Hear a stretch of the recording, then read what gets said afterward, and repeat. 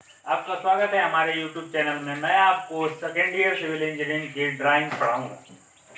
Second year civil engineering drawing में एक topic आपका आता है प्रतिधारक दीवार का। मैं सारा टॉपिक जितना भी है second year civil engineering drawing में मैं वो सारा टॉपिक आपका कवर करूंगा।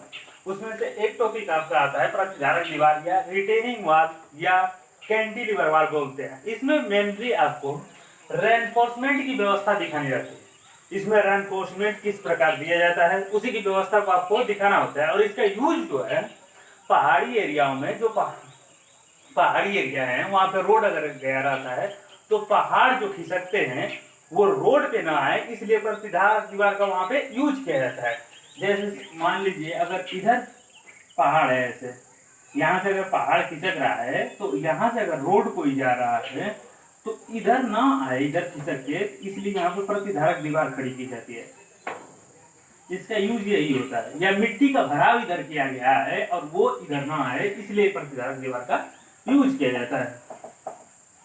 देखिए मैं आपके सामने इसी टाइप के आपके क्वेश्चन आएंगे पेपर में। ये 15 मार्क्स का आता है, आपका पेपर में 15 मार्क्स का आता है। आप अगर बहुत अच्छा बनाते हैं तो 12 नंबर से कम आपको नहीं मिलेगा। अब ठीक ठाक बनाएंगे तो 10 नंबर तो मिल ही जाएंगे। तो इस टाइप का आपको क्वेश्चन पेपर में दिया रहेगा। ये सारे पॉइंट आपको दिए रहेंगे। स्टेम की ऊपरी चौड़ाई दी रहेगी, स्टेम की निचली चौड़ाई दी रहेगी, स्टेम की स्लैब से ऊपरी ऊंचाई, या तो स्लैब के साथ ऊंचाई दे रखी रहेगी तो उसको घटा देंगे, और या तो दोनों के साथ में ऊंचाई दे रखी, मतलब जिस प्रकार रहेगी उस प्रकार हम ले लेंगे। फिर टोए का परसेप्ट दिया रहेगा, उस बाद टोए एवं हिल की मोटाई दी रहेगी आपको, और हिल की लंबाई दी रहेगी। और जो रेनफोर्समेंट की व्यवस्था जो इसमें हम करेंगे, रेनफोर्समेंट जो लगाएंगे वो हम अपने हिसाब से रखेंगे कि किस टाइप का लोड उस पर आ रहा है, उस हिसाब से हम रेनफोर्समेंट की व्यवस्था करेंगे। देखिए देखिए मैं ड्रा करता हूँ। सबसे पहले तो एक आपको उचित आरेख लेना पड़ता है। अगर आपका मतलब सीट के ऊपर डिपेंड करता है। ये ब्लैक बोर्ड थोड़ा बड़ा है, आप सीट जितनी मिलती है उसके हिसाब से आप देख के रेनफोर्समेंट की मतलब रेनफोर्समेंट की उसमें व्यवस्था दिखानी है, उसके हिसाब से आप फिगर को ड्रा करेंगे। देखिए यहाँ पे ब्लैक बोर्ड है, मैं RF 1/10 का लिख देता हूँ। इसको बोलते हैं रिप्रेजेंटेटिव फ्रैक्शन या निरूपक भिन्न। इसको मैं मेनली लेता हूँ 1/10।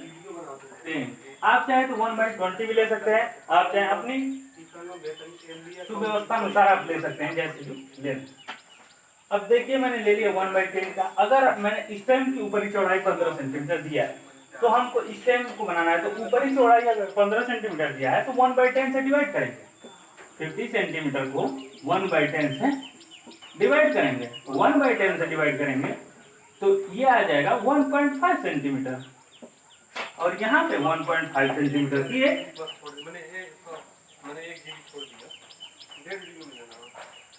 रेखा ड्रा कर रहे हैं। 1.5 सेंटीमीटर की एक मैंने लाइन ड्रा कर दी। फिर उसके हिसाब से अब आपको दे देगा स्टेम की जो दिया हुआ है ऊपरी ऊंचाई दी हुई है, ऊपर की ऊंचाई दी हुई है स्लैब से ऊपर की ऊंचाई। तो ये दिया है 4.10 मीटर। तो 4.10 मीटर को अगर सेंटीमीटर बदलेंगे तो 100 से मल्टीप्लाई करेंगे, तो 100 से मल्टीप्लाई करेंगे तो 410 हो जाएगा, और 410 को 1/10 से डिवाइड कर देंगे तो ये आ जाएगा आपका 41 सेंटीमीटर। तो 41 सेंटीमीटर की आपको लाइन ड्रा करनी पड़ेगी। तो 41 सेंटीमीटर की मैं एक सीधी लाइन ड्रा करूंगा। देखिए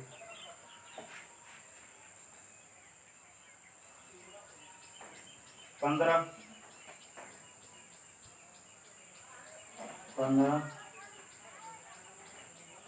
30 और 11।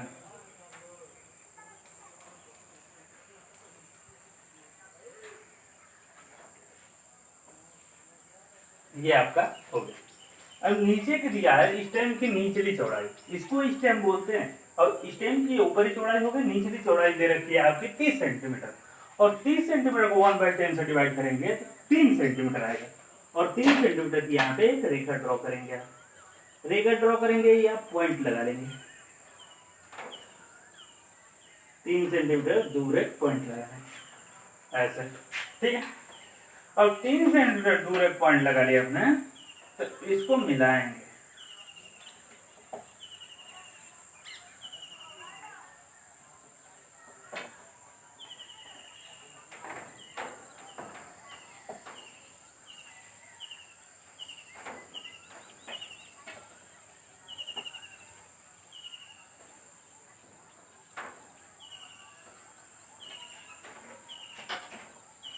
ये आपका फिगर आ गया। अब दिया है टॉय का प्रक्षेप, टॉय का प्रक्षेप दे रखा है आपको क्वेश्चन में।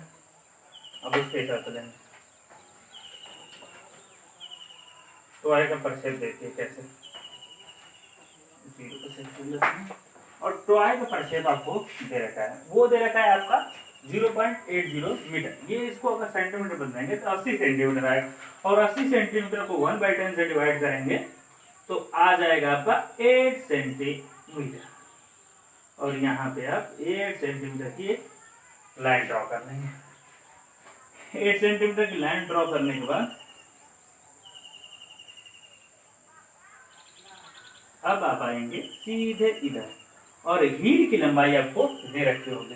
हील की लंबाई आपको दे रखी है 1.8 मीटर, और 1.8 मीटर को सेंटीमीटर में बदलेंगे तो आ जाएगा 180 सेंटीमीटर, और 180 सेंटीमीटर को 1/10 से डिवाइड करेंगे तो आ जाएगा 18 सेंटीमीटर। और 18 सेंटीमीटर फिर ऐसे ले लेंगे, और उसके बाद दिया है आपकी टॉय की मोटाई, जो मोटाई दे रखी है 0.30 मीटर, और 0.30 मीटर को जो हम क्या करेंगे सेंटीमीटर में चेंज करेंगे। तो सेंटीमीटर में अगर हम 0.30 मीटर को अगर चेंज करेंगे तो आ जाएगा 30 सेंटीमीटर। 30 सेंटीमीटर को 1/10 से डिवाइड करेंगे तो आ जाएगा 3 सेंटीमीटर।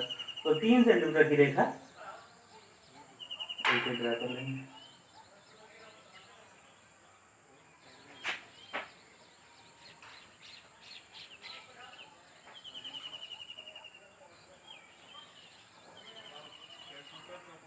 पूरा आपका ये तो अधूरा फिगर है। मेन तो इसमें रेनफोर्समेंट की जो व्यवस्था दिखाई रहती है उसका होता है। अब मैं इसके मेन बार डालूंगा, जो भी मेन बार होते हैं, और मेन बार डालना है तो देखिए मैं मेन बार को डालता हूँ। अब यहाँ से जो आपका आता है ये मेन बार होगा। अब स्पेसिंग होती है, इधर से स्पेसिंग छोड़ना रहता है, तो इधर तो लोड, ये स्पेसिंग आप आराम से 20 ले सकते हैं। जो इधर से है कवर है, इसको कवर बोलते हैं, और ये कवर मैंने 20 का लिया है समझ लो। तो 20 को 1/10 से डिवाइड करोगे, 20 mm है तो 20 mm को 1/10 से डिवाइड करोगे तो आपका बहुत मिनिमम आएगा, इसलिए आप मिनिमम लेके चलिएगा।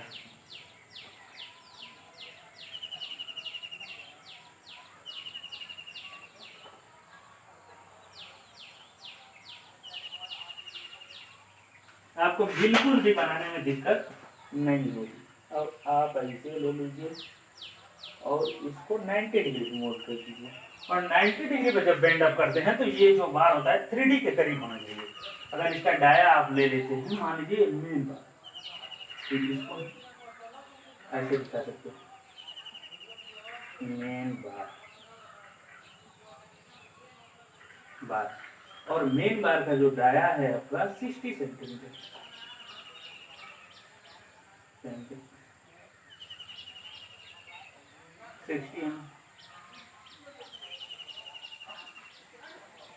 5, और जो इसके जो 60 mm 5 है, और इसकी स्पेसिंग जो हम डाल देंगे, जो स्पेसिंग है मान लो 200 mm सेंटर टू सेंटर,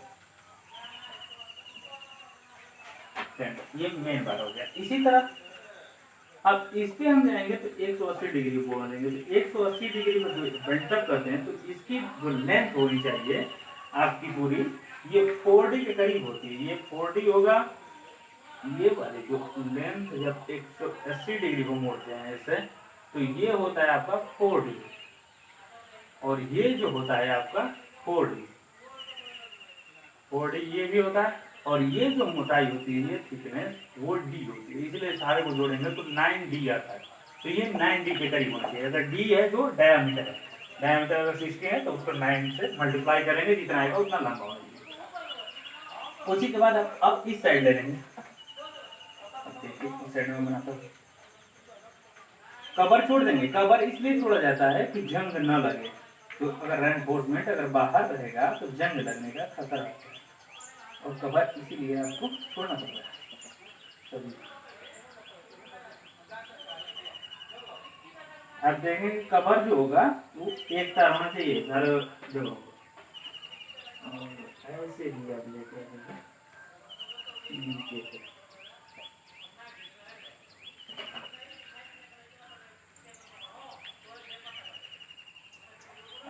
ठीक है। अब इतना तो आपने कर दिया, यहाँ पे बेंट अप कर देंगे, बेंट अप बोलते हैं इसको, मतलब 180 डिग्री पर मोड़ देंगे। अब देखिए क्या करेंगे, इसमें डिस्ट्रीब्यूटेड बार डालेंगे जो ऐसे क्षैतिज होगा, ये दो ऊर्ध्वाधर हो गए और ये क्षैतिज बार पड़ेंगे ऐसे।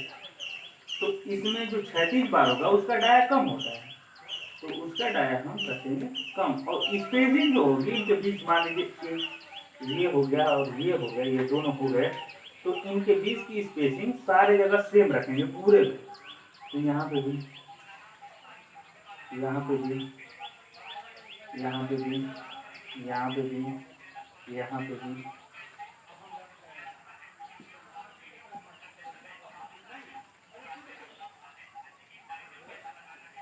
स्पेसिंग सेम रखेंगे।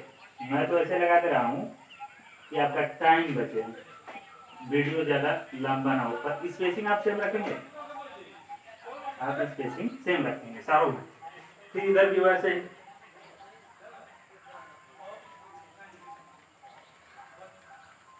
पर स्पेसिंग आप सेम रखेंगे स्केल से माप के, स्पेसिंग पर विशेष ध्यान दीजिएगा,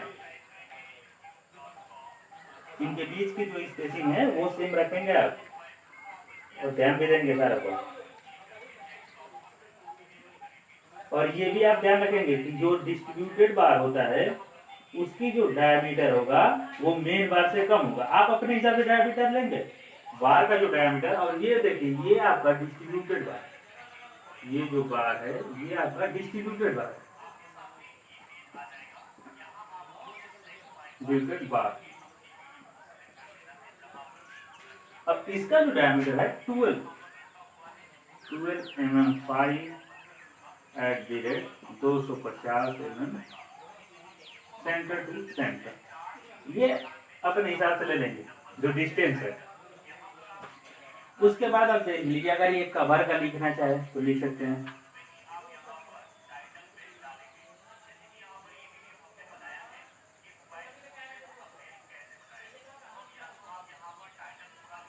कवर आप लिख सकते हैं,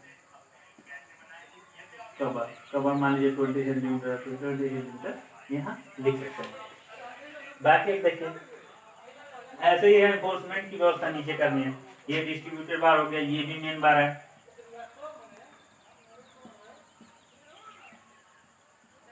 और ये बार जो होगा इससे ज्यादा डायमीटर रखेंगे इधर, क्योंकि जो मिट्टी का भराव रहेगा इस साइड रहेगा, तो लोड इस साइड से इस साइड आएगा, तो जो मिट्टी का भराव रहेगा इस साइड ज्यादा रहेगा, तो मिट्टी का भराव इधर है तो लोड भी इधर से ज्यादा आएगा, तो इधर जो डायमीटर रखेंगे मान लो 80 सेंटीमीटर कर देंगे, 80 mm का, 80 mm 5 at the rate 200 centre to centre.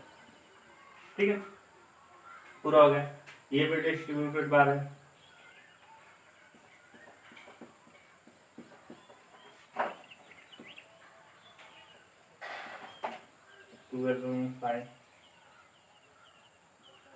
Eight the rate 25 centimetre centre to centre.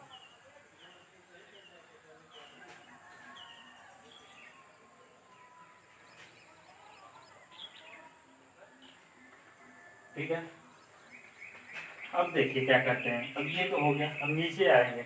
नीचे देखिए, नीचे जो बनाना रहेगा इसके लिए भी कवर छोड़ना पड़ेगा, कवर तो जंग से बचने के लिए कवर का हम छोड़ते हैं सारों में, तो यहाँ पे भी कवर छोड़ना पड़ेगा। और जो देखिए जो अपर वाला बार डालेंगे इसमें, अपर साइड वाला बार वो 250 mm इधर तक डालते हैं, यहाँ से जो डिस्टेंस होगी 250 mm, तो 250 mm को अगर सेंटीमीटर में बदलेंगे तो 10 से डिवाइड कर देंगे, तो 10 से डिवाइड करेंगे तो 25 सेंटीमीटर आएगा, और 25 सेंटीमीटर 1/10 से कर देंगे तो 2.5 आ जाएगा।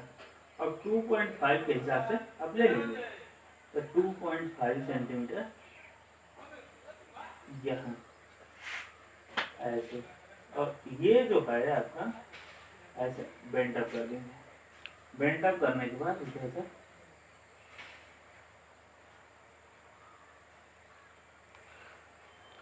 इधर भी आप साइड कवर छोड़ देंगे, जो है साइड कवर छोड़ देंगे, ये अपर कवर हो गया और ये साइड कवर हो गया। फिर वैसे ही अब यहाँ से बार डालेंगे, और कवर छोड़ के, कवर बता दिया हूँ 20 mm ले सकते हैं, ऐसे ही आप बार डाल देंगे।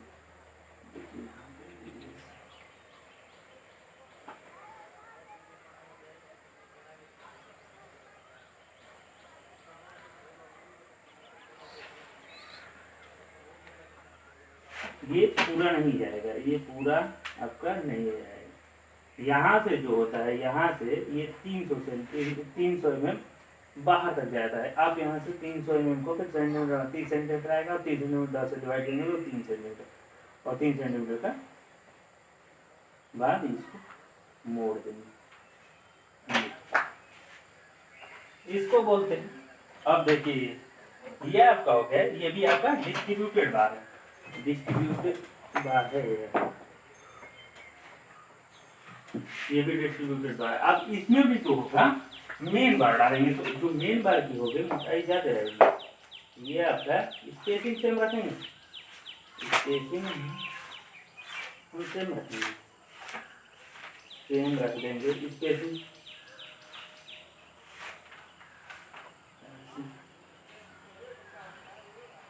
वही है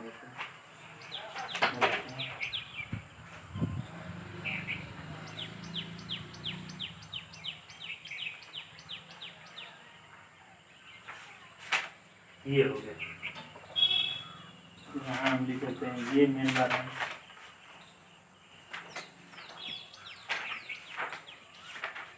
इसकी डायमीटर है 18 centimetre, 18 mm @ 18 mm phi @ 200 mm centre to centre. वैसे ही ये भी है मेन बार, मेन बार है, ये डिस्ट्रीब्यूटेड बार है।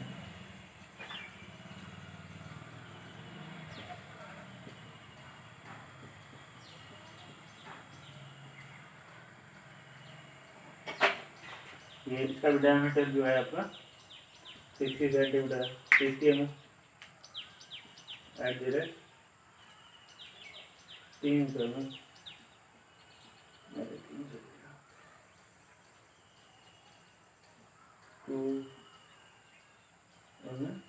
सेंटर टू सेंटर ये आपका। अब देखिए आपको पूरा इसमें डायमेंशन पूरा शो करना होगा। ये आपका डायमेंशन दिखाना पड़ता है, आप स्केल से दिखाइएगा सही से। ये होगा 250 mm, यहाँ से ये पूरा डायमेंशन है। मार्किंग के ही सारे को डायमेंशन लिखने पड़ेंगे जो भी है। इसकी मोटाई दी होगी 0.3 दिया है मीटर।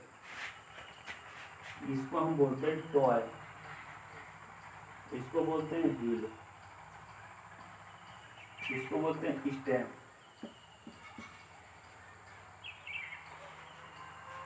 ये स्टैंड अब हो गया, ये पूरा आपका हो गया। अब देखिए क्या करेंगे, सारे एकदम डायमेंशन लिखेंगे। ये 300 है, यहाँ से था 300 mm, जहाँ तक है ये तक, ये 300, ठीक है। ऊपर ही है, ऊपर का दिया हुआ है, तो ये ऊपर का आपका है स्टैंड के ऊपर चौड़ाई दे रखी होगी आपका 15 सेंटीमीटर। ये हो गया, ये आपका 30 सेंटीमीटर पूरा हो गया। ये अगर आपको हाइट दिखानी होगी तो आप साइड में दिखा सकते हैं हाइट। मैं तो ऐसे दिखा दे रहा हूँ, आप इसके से चीज में पूरा बढ़िया दिखाइएगा। ये जो आपकी हाइट है वो है 4.10 मीटर, ठीक है। आगे आपको जरूर ध्यान रखिएगा। इतना पूरा हो गया, जो बार मैंने डाला है सारा से आपकी डायमेंशन कर दिया है। जितना भी था मैंने इसमें टॉपिक में, जितना भी आपको समझाना था मैंने सारा चीज इसमें समझा दिया है। आपको अगर कोई भी डाउट है तो आप पूछ सकते हैं मुझसे। देखिए स्पेसिंग की जो बात है, ये जो स्पेसिंग होती है इसका विशेष ख्याल रखिएगा, ये सेम स्पेसिंग होनी चाहिए सबके बीच में।